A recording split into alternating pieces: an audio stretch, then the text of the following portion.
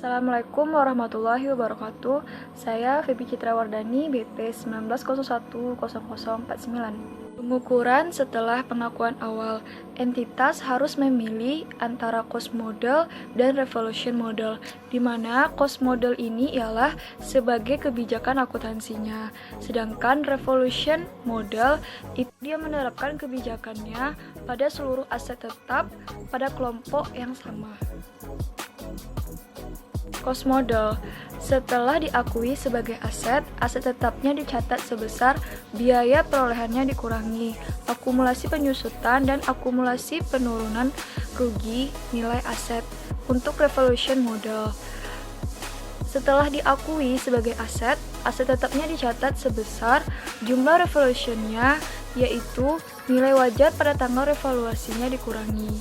Dan yang kedua, akumulasi penyusutan dan akumulasi rugi penurunan nilai aset yang terjadi setelah tanggal revaluasi. Nilai wajar telah diatur pada PSAK 68. Penentuan nilai wajar. Nilai wajar tanah dan bangunan biasanya ditentukan melalui penilaian yang dilakukan oleh penilai yang memiliki kualifikasi profesional berdasarkan bukti pasar. Nilai wajar pabrik dan peralatan biasanya menggunakan nilai pasar yang ditentukan oleh penilai. Frekuensi penilaian.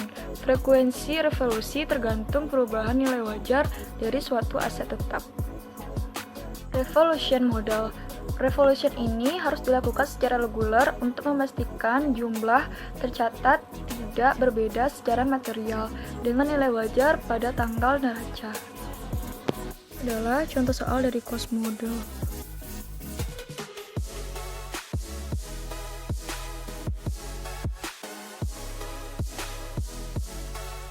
Revolution model.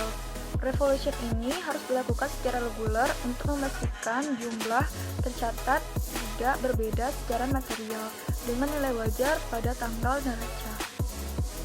Ini contoh soal dari revolution model.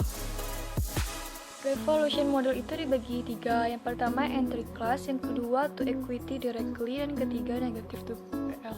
Untuk entry class itu jika suatu aset tetapnya direvaluasi, maka seluruh aset tetapnya dalam kelompok yang sama yang harus direvaluasikan.